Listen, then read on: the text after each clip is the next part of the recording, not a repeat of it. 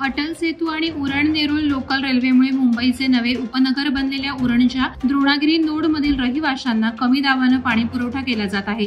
त्यामुळे येथील रहिवासी त्रस्त असून या इमारतींना टँकरद्वारे पाणी पुरवठा करण्याची वेळ सिडकोच्या पाणी पुरवठा विभागावर आली आहे। त्यामुळे रहिवाशांकडून नाराजी व्यक्त केली जाते।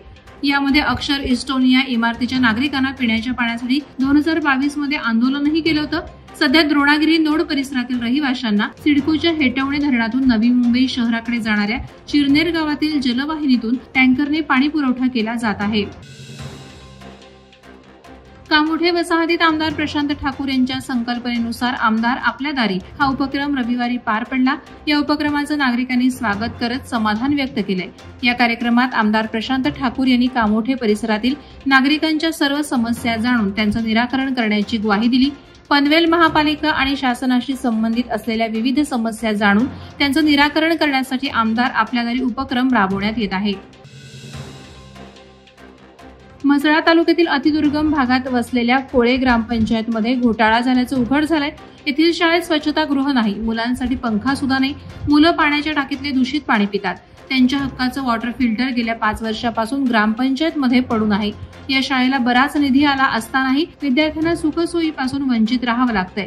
2018 मध्ये कोळे ग्रामपंचायतीचे तत्कालीन सरपंच यांना घोटाळा प्रकरणी जिल्हाधिकारी अलिबाग आणि कोकण आयुक्तांनी अपात्र ठरवलं होतं, तरी देखील पुढेही या व्यक्तीला निवडणूक लढवून उपसरपंच कसं करण्यात येतं असा आक्षेप सामाजिक कार्यकर्त्या वृषाली जाधव यांनी उपस्थित केला। त्यामुळे अशा व्यक्तीची पुन्हा सखोल चौकशी करण्यात यावी असा पवित्रा वृषाली जाधव यांनी घेतला आहे। गोरेगाव लोणेरे प्रेस असोसिएशनच्या मागणीनुसार खासदार सुनील तटकरे यांनी माणगाव तालुक्यातील पहिली अद्ययावत कार्डियाक रुग्णवाहिकेचं लोकार्पण मोठ्या थाटामाटात 3 वर्षांपूर्वी केलं होतं। मात्र जेमतेम 2-2.5 वर्ष चालल्यानंतर ही रुग्णवाहिका व्हेंटिलेटरवर असल्याचं चित्र सद्यस्थितीत पाहायला मिळत आहे। या रुग्णवाहिकेची देखभाल दुरुस्ती होत नसल्याने रुग्णांची गैरसोय होत आहे। रुग्णवाहिकेवर पालापाचोळ्यासह धुळीचं साम्राज्य पसरलंय। यासाठी लवकरात लवकर ही रुग्णवाहिका सुस्थितीत चालू करण्याची मागणी गोरेगाव आणि आजूबाजूच्या परिसरातील नागरिकांकडून होत आहे।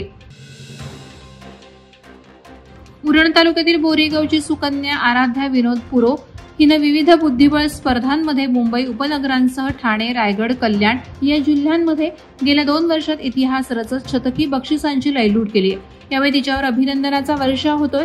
आराध्या पुरो ही उरण एज्युकेशन सोसायटी या शैक्षणिक संस्थेमध्ये इयत्ता 3री इयत्तेमध्ये शिकते। शालेय अभ्यासाव्यतिरिक्त बुद्धिबळ खेळ ती सातत्यपूर्ण खेळत आहे। आराध्याने गेल्या 2 वर्षात 100 स्पर्धांमध्ये भाग घेत प्रत्येक स्पर्धेत यश मिळवलंय। ठाणे जिल्हास्तरीय स्पर्धेत तिनं सहभागी होत आपल्या 100व्या स्पर्धेत देखील प्रथम क्रमांक पटकावला। या निमित्तानं तिच्यावर कौतुकाचा वर्षाव होत आहे। सोमवार दिनांक 3 फेब्रुवारी रोजी श्रीवर्धन बोर्ली नालासोपारा ही बस 9 वाजता श्रीवर्धन आगारातून पुढील प्रवासासाठी रवाना झाली। मात्र या बसमध्ये काही प्रवाशांनी ऍडव्हान्स तिकीट बुकिंग केलं होतं। यावेळी कंडक्टरने प्रवाशांकडून तिकिटावर अतिरिक्त 80 रुपयांची मागणी केली।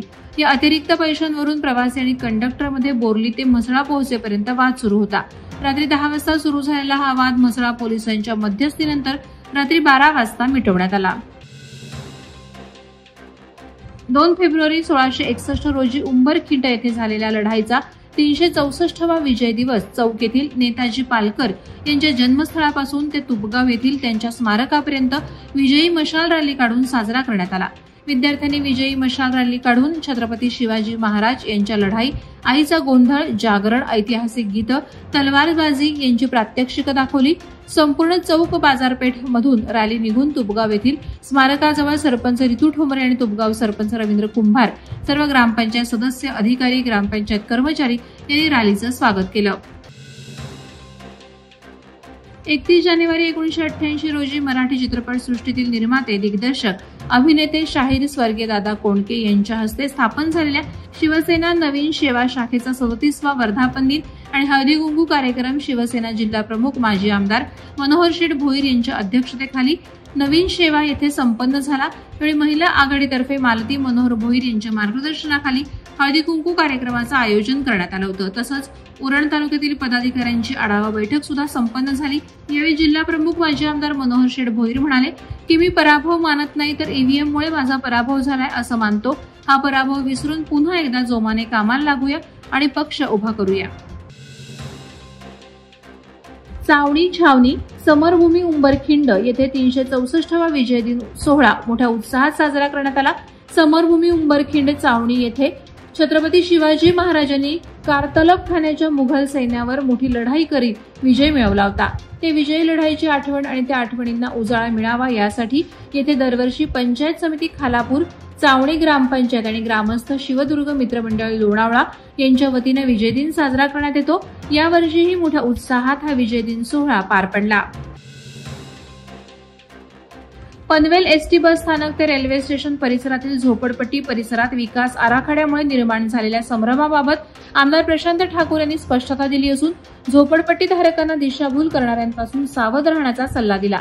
पंतप्रधान आवास योजनेअंतर्गत सर्वेक्षण सुरू असल्यामुळे पुनर्वसन निश्चित होईल आणि एकही झोपडपट्टी धारक बेघर होणार नाही असं त्यांनी आश्वासित करून झोपडपट्टी वासियांना मोठा दिलासा दिला।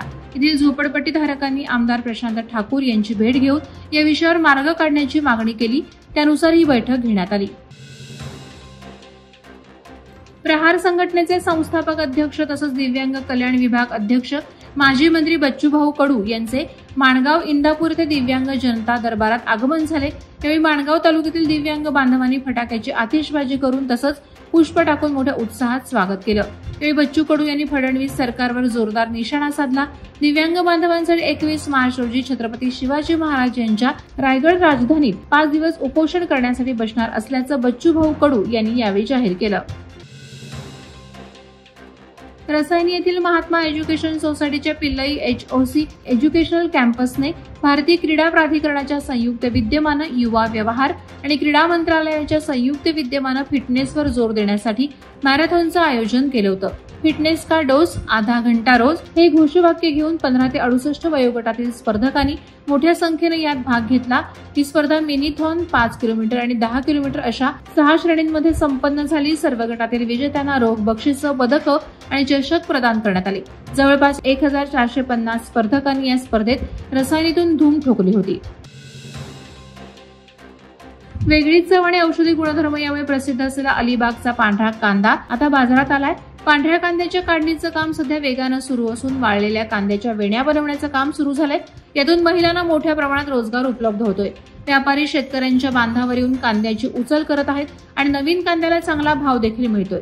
अलिबाग तालुक्याच्या काही भागात अवघ्या 250 हेक्टर क्षेत्रावर पांढऱ्या कांद्याची लागवड केली जाते। या कांद्यांचे क्षेत्र वाढवण्यासाठी जिल्हा प्रशासनानं प्रयत्न सुरू केले आहेत। वादळवारा लाईव्हसाठी न्यूज ब्युरो, रायगड। नवी मुंबई व रायगड जिल्ह्यातील ताज्या बातम्या आणि घडामोडींसाठी सबस्क्राईब करा वादळवारा लाईव्ह चॅनल आणि दाबा बेल आयकॉन।